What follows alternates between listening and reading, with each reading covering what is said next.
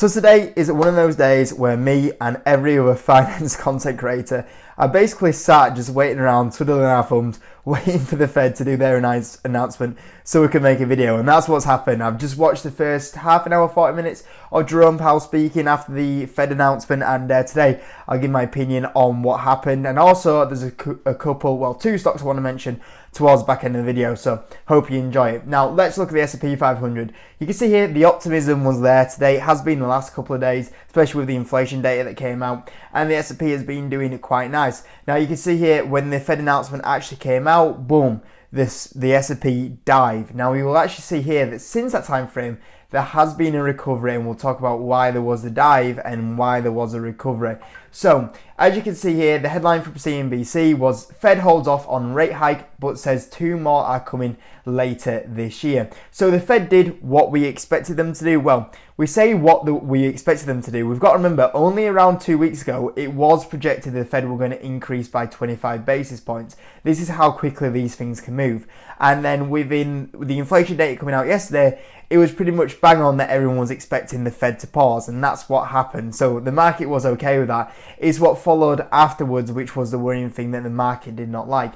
And you can see here what happened is the central bank also signaled it may need to take rates higher this year, with half of the committee expecting rate hikes to increase by another half a point. So in the forecast, they said that they could see a half a point increase. Now obviously automatically, as the CNBC headline suggests, a lot of people thought this was going to be 25 basis points in the next meeting and 25 basis points afterwards. Now, actually, technically, you could actually have loads of 10 basis points hikes from here. That's also something that could happen.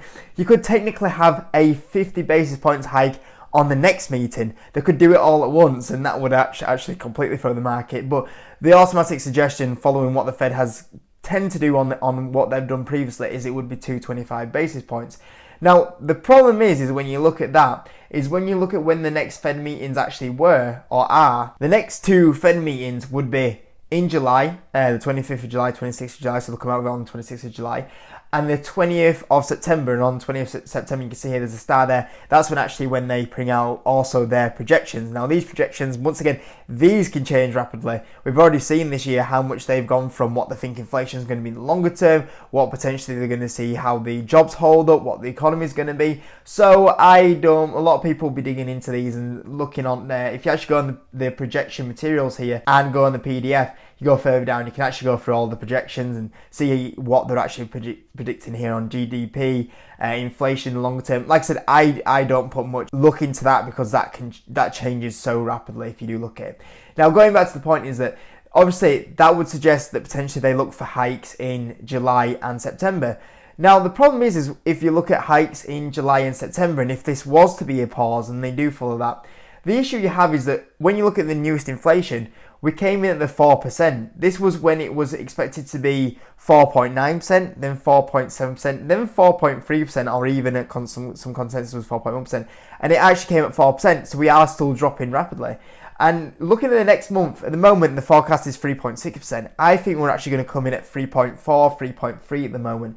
And especially when you look at true inflation, which is a lot better indicator because a lot of these inflation metrics are really slow lagging. Same with, people forget this, when the Fed put the interest rates up, it takes a while for it to take effect. And it's same with inflation. A lot of the inflation metrics as well are quite lagging indicators, and true inflation is actually a really good indicator to see what inflation is at right now. And right now it's coming at the target of 2.5%, the 2% range. And realistically, inflation is more than likely already in the 2% range. It's just that these lagging indicators are taking a while for it to show on what the most common form of what the inflation data is.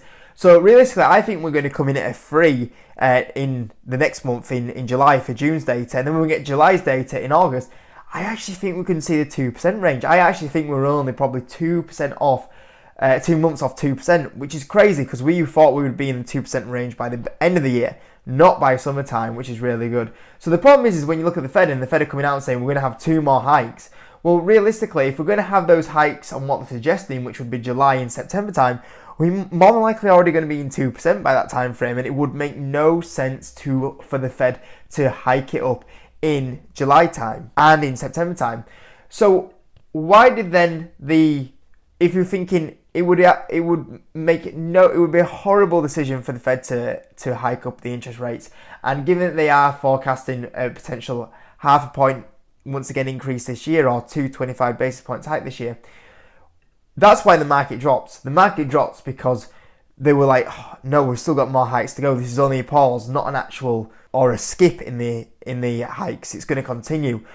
And that's why the market originally sold off. And the market was hoping for them to say, that's it, we're done. Now, the market did pop up afterwards when Jerome Powell actually started talking.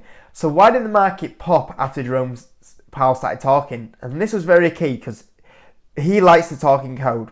And all this time he's been talking in code about, he's trying to make sure that he's not in a position where he says something and he has to follow it through. He does not want to get in a position where he goes, oh yeah, we're probably not going to increase interest rate hikes anymore, and then he has to go do it. He doesn't want to get backed into a corner.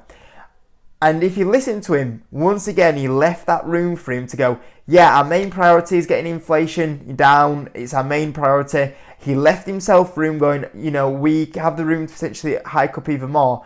But if you look at what he was saying, once again, he was saying that we are going by a month-by-month basis on what we are deciding to hike up.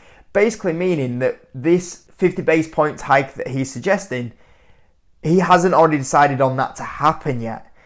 Basically leaving the room of that, we left this here in case we have to hike, but there's still no decision made in July yet. Now the thing is that realistically, if they didn't hike in July, they're definitely not going to hike up in September, October, or December, because by then we would be well low on inflation.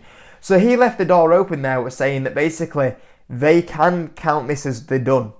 But they also wanted to leave the room there that if they do want to hike up, they go, well, we did tell you that we would still increase by another half a point here. So it was very clever. So ultimately, I'm looking at this, unless there's no shocks in inflation, I think in code today, Jerome Powell actually came out and said he's done hiking, which is really big. Now, obviously, we have to wait now until July to get that confirmation, because if it was a back-to-back pause, I think that is confirmation that we're done. But I think that is what he was hinting at in code there today, which is why you saw the S&P drop and then rally, because the code was that he is suggesting that they could be done here. So overall, if from my bingo card from yesterday, of all the things that I thought Jerome Powell would do, I would have definitely got a full house, because I said that what they would do is they would pause, and I reckon he'd once play the long game once again, and it's exactly what happened. So yeah, we did well from the predictions here. Now, two individual stocks I want to quickly talk about. Alphawave. Alphawave is having a very good rally at the moment. In the last month, it's up 27%, which is really good. And today, it came out with some really good news, because it said it's going to extend its collaboration with Samsung, and it's also going to add its free NM connectivity IP to meet accelerated AI and data center demand. And if you heard me a while ago, I said that I'm looking at Alphawave, and I'm looking at its IP, I'm looking at its silicon, and I'm looking at this demand of AI. And it seems like to me this is the only AI stock that hasn't really seen the boom of like Nvidia, for example. And listening to all these semiconductor companies that are coming out and saying, the demand they're seeing through, whether it be Marvell, the likes of Marvell as well. I'm looking at Alphawave, and it's the only one that still looks an attractive valuation. And you're thinking, this is going to benefit from it just as much as the other companies, so you should see a rally on it. Now, the problem is that rally has started to happen in the stock, which is a little bit gutting, because I did want to double my position size from where it was. So I am hoping, and it is quite a volatile stock, it does kind of give some of this rally. It has back and goes back down to that like £1 range, that 90p range, but some really good news coming out there. The last one is SoFi, and I was actually going to make a video. I had it planned down this week, and I wanted to talk about selling stocks at the moment. And especially any stocks that you've bought in the last 3 months, you probably haven't been able to build a position on, because a lot of them have skyrocketed. And that was me, the likes of SoFi. I started buying SoFi. I made a video not too long ago. They brought out, you guys probably remember, they were around about $6. And it's a stock that I've had on my watch list to buy at the back end of the year. And the stock dropped 24% off the earnings. And it went from $6 all the way down to the $4 range, and I went, I'm going to have to buy, because it's on my watch list, and even though it's a little bit ahead of what I wanted to buy, or ahead of schedule, the financials are so far ahead, I'm so impressed, I'm going to have to buy right now. and it doesn't make sense to drop its on because these earnings are absolutely magnificent. And obviously from there, the stock has absolutely skyrocketed. I'm up over 100% on my position today after buying that. Now, the problem is it's good being up 100%. The problem is that I didn't build up a big position because obviously I bought and it skyrocketed up. And I was talking about this on the Discord, and you know, a few people were saying like, do I want to sell a position? And normally this sort of position, I would sell SoFi because I'd go, I haven't built my position that I want to build up, and I'm up so much, I might as well just sell here. But the problem is when I look at something like SoFi, even though it's a smaller position, I still really want to hold it because as the upgrade came out today, SoFi came out as one of the top picks from BTIG, and it says it can surge more than 45% as student loan payments resume. And I was like, yeah, 100%. This is like why I bought it a while ago. I was listening to the conference call and how much they're smashing it, and then you factor in the student loan payments were going to come back probably by the end of the year or even in early 2024. That's going to send the stock into an absolute, skyrocket. And it looks like Wall Street have picked that up, and they've picked it up a lot quicker than what I thought they would, and that's obviously why the stock has gone up so much. And I was like, I generally don't want to sell it because I actually do think if that student loan business comes back, we could see SoFi easily push into the teen dollars. So I might as well hold it. And just even if it's a small position, I feel like I can get more money from the position that I do hold. And worst case scenario, if I do look at it and go, and it does start, coming back, I'll go, hey, you know what? I wanted to build a position back up again. It's back in the $5, $6, $7 range or whatever it is.